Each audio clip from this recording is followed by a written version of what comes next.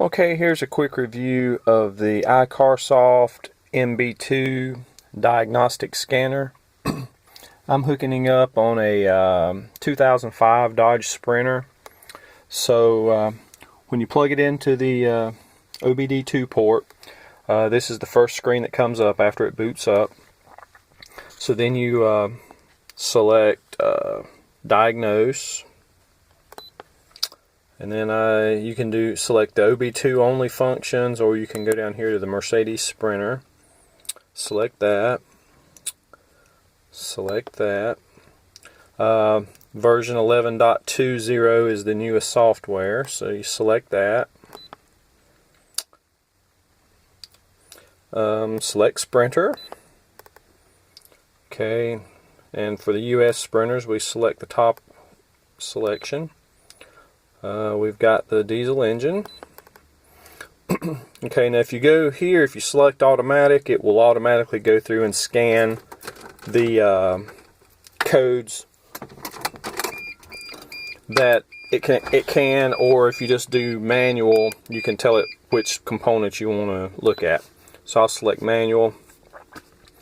So I can look at the common rail diesel injection, the instrument cluster, the immobilizer, the airbag with window airbag, anti-lock brake system, autopilot system, electronic selector lever module, electronic transmission control, anti-theft, heater control, central locking, common rail, auxiliary heater warm air, sprint shift transmission, backup assist, all-wheel drive system, LP system, electronic stability program.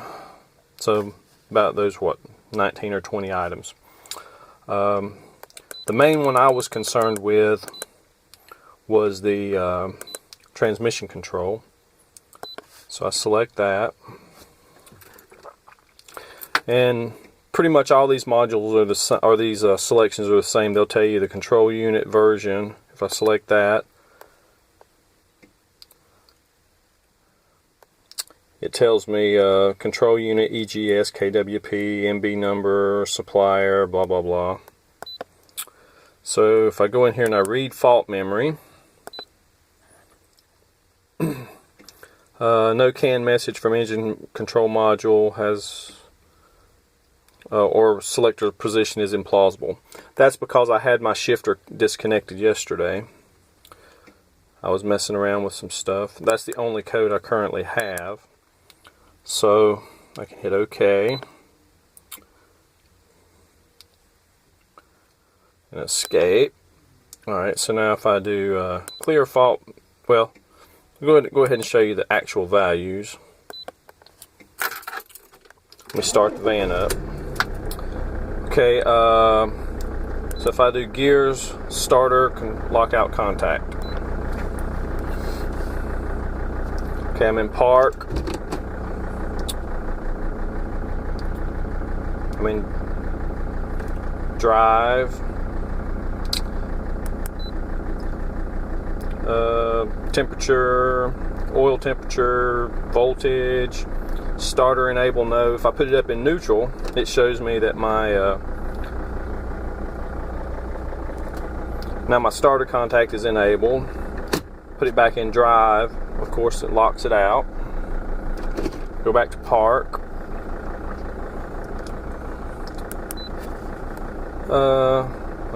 That's the starter contact. Put it in neutral or park and it's open. If I put it in reverse, it goes to closed. If I go to drive, it goes to closed. So let's escape out of there. Oh, I'm sorry. Let me go back down. Actual values. Let's look at. This is the main one I was concerned with because I was having trouble with my speed sensors. So you can tell if I put it in drive, then my input speed and my RPM sensors both go to 0. If I put it in neutral, that allows the torque converter to freewheel, I guess, a little bit, so that's where I get a little bit of change in the engine speed. I can go down and select the other options. It tells me my output speed, my actual gear. Right now I'm in neutral. Put it in 1. transmission temperature,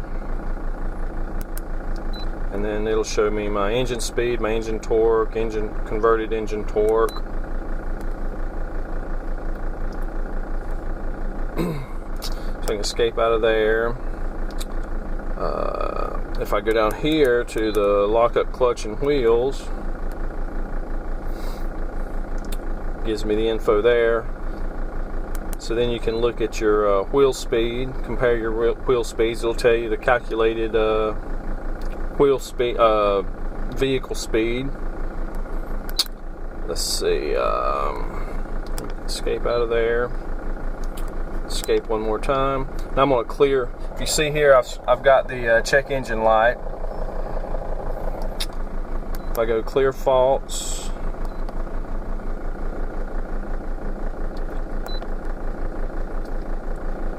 so it says trouble cleared successfully.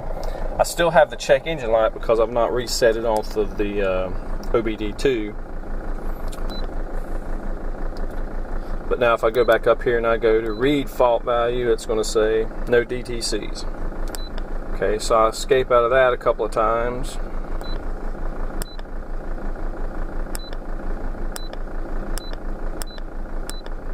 Go back to the beginning. Then I can go to OBDII. It's processing.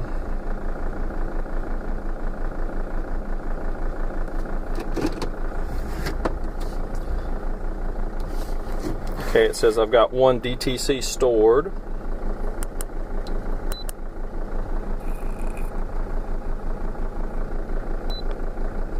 So if I read, okay, transmission range. Now see, this is just giving me a generic input. I don't know if you had a more advanced scanner, if it would give you a more detailed, code. But this is just saying transmission input range sensor. So hit escape. I'll go erase codes. Okay. Still got the check engine light. That says, are you sure you want to confirm? Okay.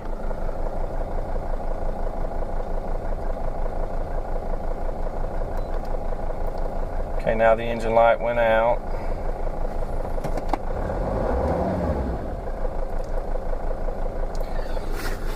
And it says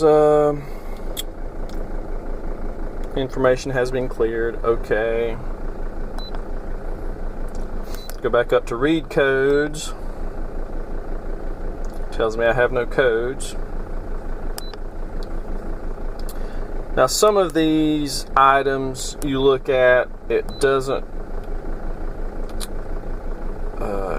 give you all of the information that you think you may need. Like I say, a more advanced scanner probably would give you more details. Like some of this stuff, like O2 sensor test, it's going to say it's not available, or vehicle does not support. I don't know if that is true, or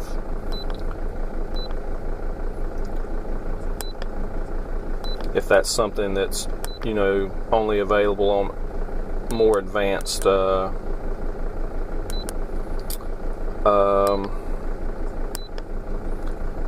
so let me go back to the Sprinter. Select diesel. If I do manual select again,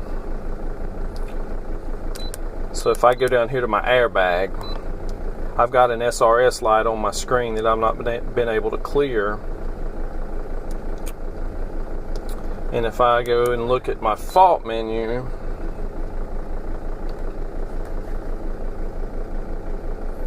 it's telling me under voltage at terminal 15. It's telling me I've got a faulty unit. And then it's giving me a passenger seat occupied recognition plausibility error. I don't know if these are actual codes, actual Mercedes codes, or if this is just some generic stuff that it's picking up. But anyhow, that's what it's telling me. If I try to clear that, it won't do anything, of course, because I guess I still have the same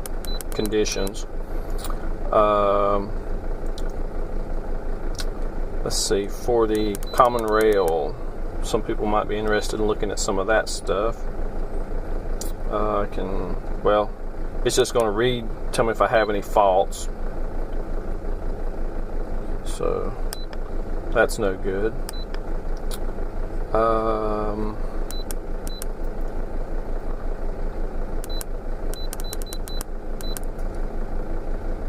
Let's look at the first one.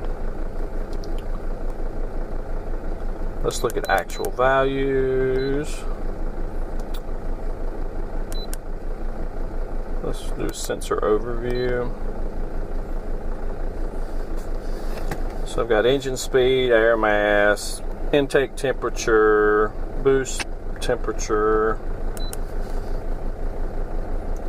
oil level,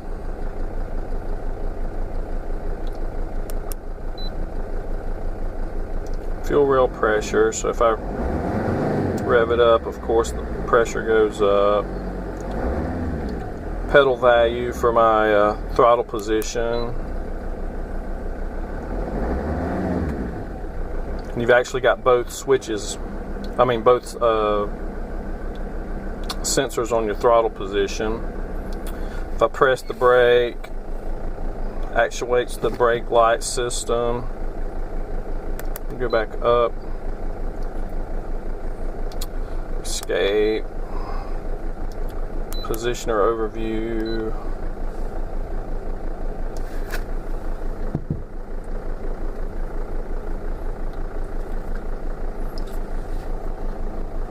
shows temperature,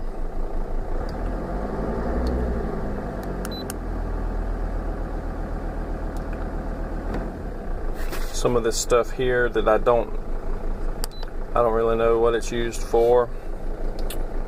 Fuel injection, let's see what shows up there. Again, shows me some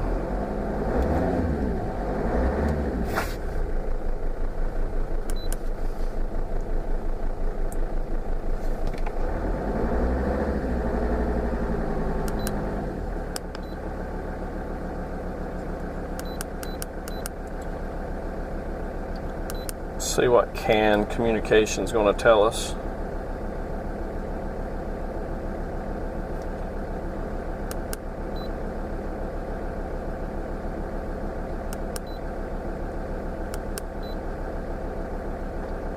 See, I don't know if I'm supposed to be having any information on any of this stuff or not. Let's see what synchronization between camshaft and crankshaft. Synchronized, okay. I guess that means everything's working okay. Let's see, let's go down and look at, see if the anti-lock brake does anything. So now this says fault in communication with vehicle ECU, please confirm. So evidently it doesn't want to talk to that module.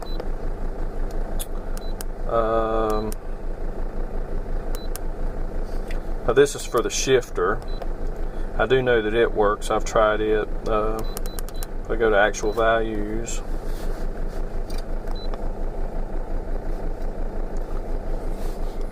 so I can, it tells me where I've got it: park, reverse, neutral, drive.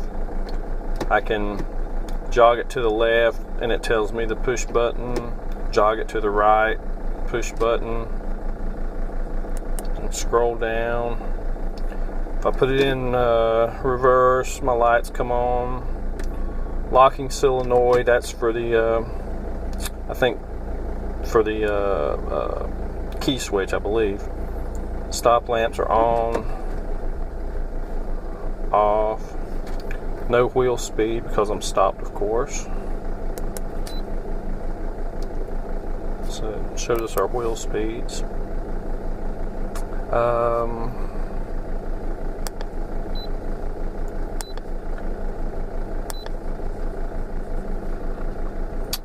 Transmission, anti-theft. I don't know if that does anything or not. No.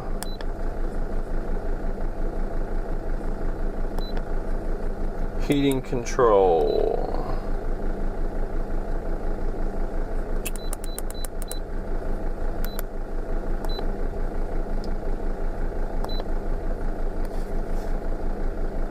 So that's giving me some, okay, I guess this is for diagnosing your air conditioning and heating system.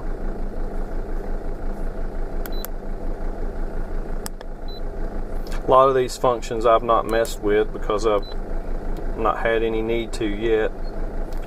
Let's see, if I turn the air conditioner on, okay, recirculated air on. The rest system, well, I have to turn it off to get the rest system. Okay, so that's just showing me the different combinations of.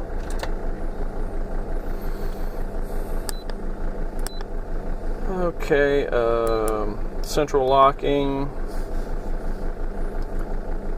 That's just telling me if I've got any faults. Auxiliary heater, I don't have. Sprint shift, I think that's the European transmission. Backup assist, I don't have, I don't think. I guess that's maybe a camera or something. No. All wheel system, I don't think we have.